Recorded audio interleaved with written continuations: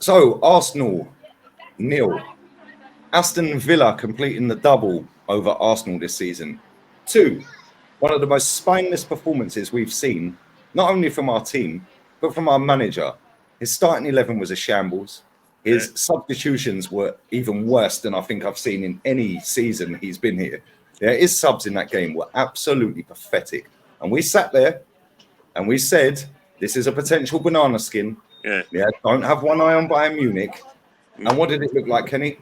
One eye on Bayern Munich. Absolute shit show. What did you make of that being there, mate? Well, first and foremost, the title's over. Congratulations to Man City on winning their 4th title in a row. You know, all this stuff that people say about, other leagues being a farmers' league. Well, the Premiership is another farmers' league because Man City haven't been at their best.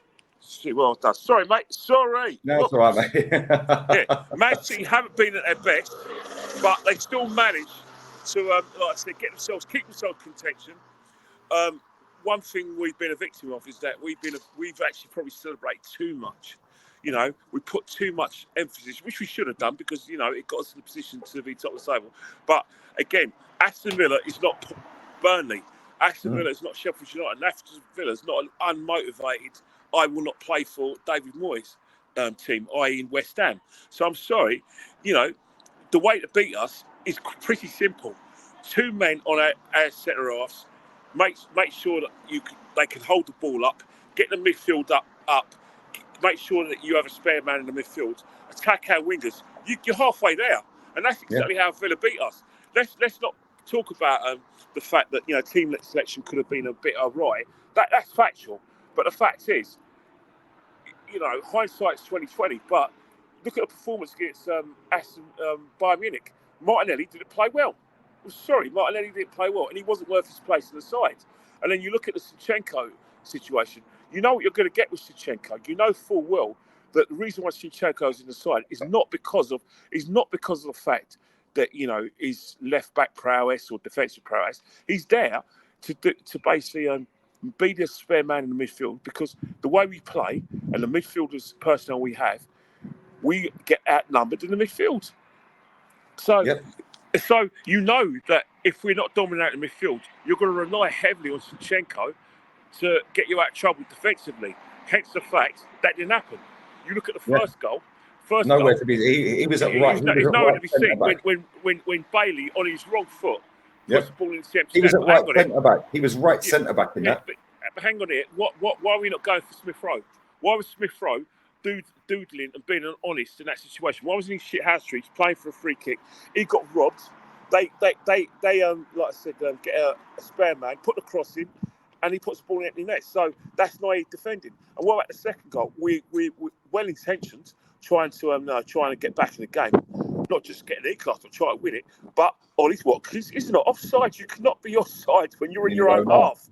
You can't. And why was Smith Rowe the last man? The reason why Smith Rowe's the last man is because it's well intention trying to get all your ballers up there to win the midfield. But the fact we got out tactic today. We're in that first half, anyway. I was sitting there. What was different on Wednesday? The fact but this is the thing. As soon as you come up with an experienced coach, it was a good cup manager. And Unai Emery is a good cup manager. Yeah. So is Tommy Tuchel. Yeah, they played that like a cup final. Yeah, and when we're standing there with our foot on the ball for 5 seconds trying to draw them out, I said on the watch along, that was after 10, 15 minutes. Yeah. I said, look at the state of the Premier League. I said, they're not coming out. They're going to sit there. They'll take a 0-0. Yeah. I said, so we've got to try and draw them out. So we're stopping. I said, why don't we play high tempo? Yeah. And then not only that, that Bayern game, has absolutely buried us as a football club this season because look at the amount of mistakes today defensively. No, the fact is that, what's happening is that, a lot Liverpool and Arsenal have been hit by the reality stick. Liverpool got hit by the reality stick in that you can't keep on conceding the first goal in football matches. You can't keep on winning games without keeping clean sheets. You'll get done, because there's going to be teams that aren't going to make mistakes to let you back in the game. And there are going to be players who are very good at, not just technically, but very good physically. The same with Aston Villa. We've had it all our own way. How many teams we played, with the exception of Man City, have we had the situation where defenders actually have to generally defend? You think about it. How many times has we played? Year. Not in this calendar year. How many strikers have actually done what Ollie Watkins, Zaniolo, and Harry Kane did to us? I can't think of one. How many teams have had wingers who actually made their fullbacks defend? I can't think of one. Oh yeah, Porto. The warning signs for Porto. Yeah. When Cancelo got the better of our players. And then what's happened is that we made the mistake of playing Kivior. He got exposed. But the problem is that this is connected to the present, but this is very much the future. Haven't got a Scooby-Doo, a clue, or hope, which is a better word, of winning anything unless we sort out that left-hand side and we sort out the centre-forward situation once and for all. Because at the end of the day, and I say it at the end of the day, our left-hand side is a shambles. You can talk about Martinelli's selection or non-selection. The fact is that we've been trying to replace Martinelli since January 2023.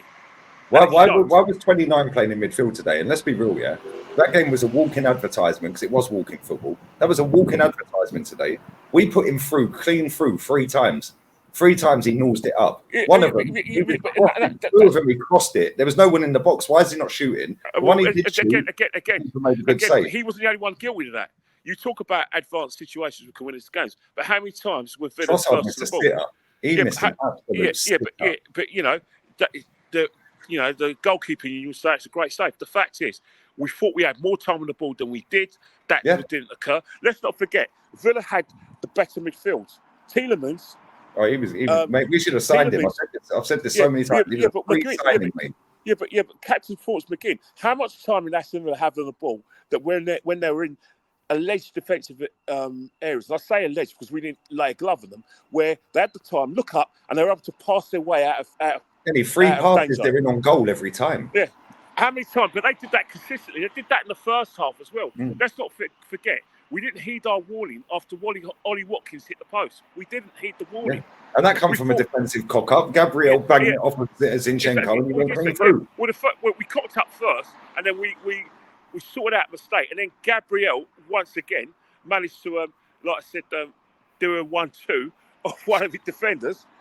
And then we were playing someone. You know, we talk up our players a lot. And the only time to talk these guys up is when they actually deliver trophies. Yeah. And unfortunately, this season, it's going to be like it was last season and the season before. There's going to be no silverware. We haven't got a hope in hell winning Bayern Munich. Because at the end of the day, you know why? Because our heads are down. Because what we wanted and what we really, really wanted was the league. Yeah. Now this is what winds me up, Kenny. If we really wanted the league, they've just sat there and seen Man City score 5 and Liverpool lose at Anfield. And they put in that performance. That was like Southampton at home last season. Well, yeah, you could say it's a Brighton next performance because we scored 3 against Southampton. They actually, because let's face it. Yeah, Brighton's probably the best one to say Brighton when we lost 3-0. Yeah, you're right. You think about it. We ran into a brick wall. You know, Brighton last season had the spare man in midfield. Brighton had the defenders that can actually make our defenders work. They won the game comfortably. Aston Villa did not steal this game. Let's just put this into reality. No, they fully deserved that. Fully deserved it. They defended better. Their goalkeeper, controlled his area better, made the better saves. And if Tielemans scores that goal, by the way, they hit the framework twice. If Tielemans scores that, that's one of the goals of the season, mate. Yeah. What a goal that would have been. And that's the thing. The best way to beat Arsenal is, luckily for us, there's not many teams that are good enough to do that. You get genuine strikers who can actually make us defend, and you got genuine wingers that can actually push us back, and you have a spare man midfielder. You're halfway there. You're halfway there. And you have to work hard. Hard. All the teams that beat us this season have had some of those ingredients, or nearly all of them. Aston Villa beat us because they worked harder than us, and we couldn't put our chances away. Newcastle beat us because they wanted it more. Fulham beat us because they worked their nuts off and won every second ball. Now you look at the defeat today, our 4th of the season. Aston Villa had a combination of all the things that we do that can hurt us. A striker who can make us defend. They had a winger who came on for Diaby, who gave our Zinchenko a bit of trouble. They had a midfield. They had 2 midfielders in Tielemans and McGinn, who actually not only did they get on the ball, they had no pressure, so they were able to put clinical passes in, both long and short, to help them win the game. So that's a good recipe to that. Kenny, they played on Thursday, by the way. Yeah, they played on Thursday, but the fact is that you know, it reminds me of when everyone thought that England would win the semi-final against Croatia in 2018 because we had a more of a day's rest than Croatia. What happened in extra time? We were the tied team. Yeah, they might have had 2 days rest. Which team looked like had a day's rest? We had a day's rest instead of them. Which team looked the more tired team? We did. We looked the more tired team. We're the team that didn't look motivated, and the reason why we didn't is because the fact is we're still moaning and pining after what happened in Bayern. Psychologically, we probably think that we're not going to beat Bayern. But what I said on Wednesday, and what I've said in subsequent podcasts that I've been on, it's 2 different competitions. Your mindset has to be right. If your mindset is right, I can't select these kind of players because I need to get my best team against Bayern because we win. We want to get to the Champions League because the finals Wembley. That's fair enough. But when you also got a league to win, where you're the team that's got the best goal difference, you basically have. If you win every game, you're going to win the league. What's more important?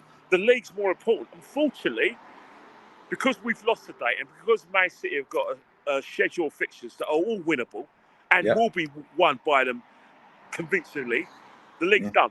It's over 100%. By the shouting. And at the end of the day, you can't even use the word by the shouting. Whimper. By the whimpering. Right.